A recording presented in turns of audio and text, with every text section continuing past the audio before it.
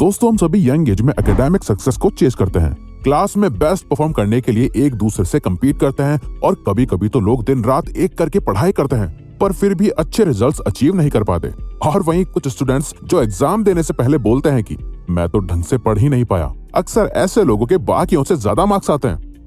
इसका reason author Cal Newport अपनी book how to become a straight A student में define करते हुए कहते हैं, हमें स्टडी हार्ड पे नहीं, स्टडी स्मार्ट पर फोकस करना चाहिए। जो ए ग्रेड स्टूडेंट होते हैं वो बाकियों से बहुत ज्यादा मेहनत नहीं करते, वो भी सेम नंबर ऑफ आवर्स के लिए पढ़ते हैं। कई बार तो बहुत ही कम स्टडी करते हैं, पर उनका सीक्रेट होता है कि वो उस टाइम में बहुत इफेक्टिवली पढ़ते हैं। वो कुछ ऐसी स्ट्रेटेजीज और टेक्निक्स यूज करते हैं जिससे कि वो कम से कम टाइम में ज्यादा से ज्यादा नॉलेज ले पाते हैं। और कैल न्यूपोर्ट इसके पीछे का रीजन, सीक्रेट्स और स्ट्रेटेजीज इन पॉइंट्स में कवर करते हैं।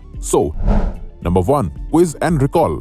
कई सारे स्टूडेंट्स एक बहुत बड़ी मिस्टेक करते हैं। अगर उन्हें कोई चीज पढ़नी होती है या कुछ उन्हें याद करना होता है तो वो पहले बुक पढ़ के या क्लास अटेंड करके उस चैप्टर या टॉपिक के नोट्स बनाते हैं और उन्हें याद करने के लिए बार बार उन नोट्स को पढ़ते रहते हैं, उन्हें रीड करते हैं, जिससे कि उन्हें लगता है कि वो अच्छा कर रहे हैं। वो एक लाइन पढ़ते हैं और इमीडिएटली आंखें बंद करके उससे रिपीट करते हैं और उन्हें लगता है कि उन्हें सब याद हो गया, पर असल में वो इन्फॉर्मेशन उनकी शॉर्ट टर्म मेमोरी में स्टोर हुई होती है जो लॉन्ग टर्म में उन्हें याद नहीं रहती। कई साइंटिस्ट तो कहते हैं कि ऐसा करना स्टूडेंट्स में एक इल्यूजन क्रिएट करता है, जिससे उन्हें बार बार एक ही चीज पढ़कर लगता है कि उन्हें सब कुछ याद है। पर जब एग्जाम्स में उनसे वही सेम क्वेश्चन पूछा जाता है तो उन्हें कुछ याद नहीं आता, क्योंकि वो अब तक पढ़कर याद कर रहे थे और एग्जाम हॉल में वो पढ़कर तो आंसर नहीं कर सकते।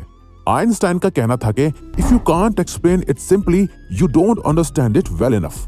इसीलिए ऑथर कहते हैं कि जब आप क्विज एंड रिकॉल मेथड का यूज करते हो, जहां आपने जो पढ़ा है उसे बार बार पढ़ के याद करने के बजाय अगर आप उसे खुद को समझाने लगते हो, उसे ठीक से समझते हो, जहां आप ही स्टूडेंट और आप ही टीचर होते हो, बजाय रट्टा मारने के अगर आप उसे लिख लिख के समझते हो, खुद को एक्सप्लेन करते हो और बार बार लिखते हो, तो अब जब भी आपसे वो सेम क्वेश्चन पूछा जाएगा तो आपकी राइटिंग और एक्सप्लेनिंग मेमोरी ट्रिगर हो जाएगी और आप एग्जाम में सही से लिख पाओगे, क्योंकि आपने लिखने की प्रैक्टिस की थी और आपने सिर्फ पढ़ा नहीं था बल्कि समझा था। Pseudo work versus deep work. Pseudo work को ऑथर डिस्क्राइब करते हुए कहते हैं, ये वो काम होता है जहां आप अपनी बुक के साथ डेस्क पर बैठते हो, जहां साथ में आपका फोन आपके पास होता है, उसमें कॉन्टिन्यूअस नोटिफिकेशंस आ रही होती हैं, या फिर साथ में टीवी ऑन होता है या बैकग्राउंड में आपके दोस्त मजे कर रहे होते हैं और उनकी बातें आपको सुनाई दे रही होती हैं। यानी जहां आपके काम के आसपास कई ऐसी चीजें होती हैं जो आपको डिस्ट्रैक्ट करती हैं और आपको फोकस और कंसंट्रेशन नहीं करने देती। वहीं डीप वर्क में आपका फोकस सिर्फ एक ही चीज पर होता है। आपके ब्रेन के पास उस काम पर फोकस करने के अलावा कोई दूसरा ऑप्शन नहीं होता। ऑथर इसका एक इक्वेशन भी देते हैं, जिसके according work accomplished is equal to time spent into intensity. जहाँ सूडो वर्क में हमारी इंटेंसिटी कम होती है और उस काम को खत्म करने में ज्यादा टाइम लगता है, जो ज्यादा मेंटल एनर्जी ड्रेन करता है और उस काम की क्वालिटी बहुत घट जाती है। वहीं डीप वर्क में हम अपनी इंटेंसिटी को हाई कर देते हैं, जिससे कि हमें टाइम भी कम लगता है और हम ज्यादा इफेक्टिवली उस काम को कंप्लीट कर पाते हैं। सो हम कैसे अपनी इंटेंसिटी को इंक्रीज करके डीप वर्क को अचीव कर सकते हैं? इसका सोल्यूशन ऑथर नेक्स्ट पॉइंट में बताते हैं। Where, when, how long. Author कहते हैं हमें खुद से ये 3 सवाल पूछने चाहिए, where, when and how long. Where में आपको आइसोलेशन प्लेस देखना चाहिए, जहाँ कोई भी आपको डिस्ट्रैक्ट करने के लिए नहीं हो, आप अकेले हो, आसपास लोग ना हो, आपका फोन साइलेंट होना चाहिए, अपने डेस्क पर सिर्फ अपने काम की चीजें रखो। व्हेन यानी आपको जितना हो सके उतना जल्दी पढ़ना चाहिए, क्योंकि ऑथर के अकॉर्डिंग जैसे जैसे दिन गुजरता रहता है हमारी मेंटल एनर्जी खर्च होती रहती है और आखिर में बहुत ही कम एनर्जी बचती है। इसीलिए आपको सुबह जल्दी उठकर अपना मॉर्निंग रूटीन फॉलो करके जल्दी अपने काम पर लग जाना चाहिए, जो आपका मोस्ट प्रोडक्टिव टाइम होता है। हाउ लॉन्ग के लिए ऑथर कहते हैं कि आपको अपने काम को 50 मिनट्स के मल्टीपल सेशंस में डिवाइड कर देना चाहिए, जिसमें हर 50 मिनट्स के बाद आपको 10 मिनट्स का ब्रेक लेना चाहिए। पर आप शुरुआत में 30 मिनट्स का टारगेट भी सेट कर सकते हो, जहां हर 30 मिनट्स के बाद आपको 5 मिनट्स का ब्रेक लेना चाहिए और धीरे धीरे इस टाइम स्पेन को इंक्रीज करते जाओ। Auto pilot schedule. अगर आप स्टडी करते हो तो आपका काम फिक्स्ड होता है, आपको अपना सारा सिलेबस पता होता है, आपकी क्लासेस फिक्स्ड होती हैं, आपके सारे टेस्ट्स और एग्जाम्स भी फिक्स्ड होते हैं। ऑथर कहते हैं हमारी स्टडी की टाइमलाइन ऑलरेडी एस्टैब्लिश्ड होती है। हमारे पास सभी असाइनमेंट्स और प्रोजेक्ट्स की डेडलाइन होती है, जो जनरली आपकी इंस्टीट्यूशन, स्कूल, कॉलेज या टीचर्स डिसाइड करते हैं। जहां ये सब कोई और फिक्स करता है तो आपका इस पे कोई कंट्रोल नहीं होता। बट आपको एक चीज बहुत अच्छे से कंट्रोल करनी पड़ती है, वो है आपका अपना स्टडी शेड्यूल। यानी आप अपने सारे एकेडमिक्स गोल को कैसे अचीव करने वाले हो, उसके लिए आपको हर दिन कितना पढ़ना है, आपको इन सभी की प्लानिंग करनी चाहिए, जिससे कि हम अपने शेड्यूल को ऑटो पायलट पर डाल सकें। फॉर एग्जाम्पल, मान लो आपको फ्राइडे को पता चला कि आपका नेक्स्ट फ्राइडे मैथ्स या फिर किसी भी एक सब्जेक्ट का टेस्ट है जिसमें आपको एक पर्टिकुलर चैप्टर की प्रिपरेशन करनी है।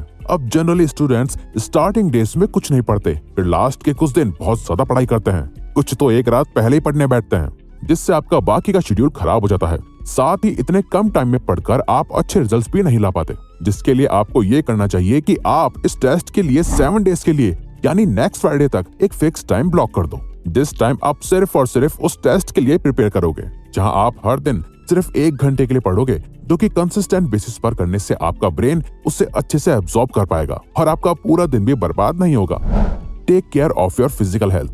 कई सारे स्टूडेंट्स की ऑथर से यही कंप्लेन होती है कि वो फोकस नहीं कर पाते, उन्हें बहुत नींद आती है, उनमें एनर्जी नहीं है, वो मोटिवेटेड नहीं रहते और बहुत जल्दी बीमार पड़ जाते हैं। बट आप ही सोचिए कि ऐसी बैड फिजिक्स से कोई भी एक ए ग्रेड स्टूडेंट बन सकता है? आंसर है नो, क्योंकि आपकी फिजिकल हेल्थ आपके एकेडमिक एक्सीलेंस की फाउंडेशन होती है।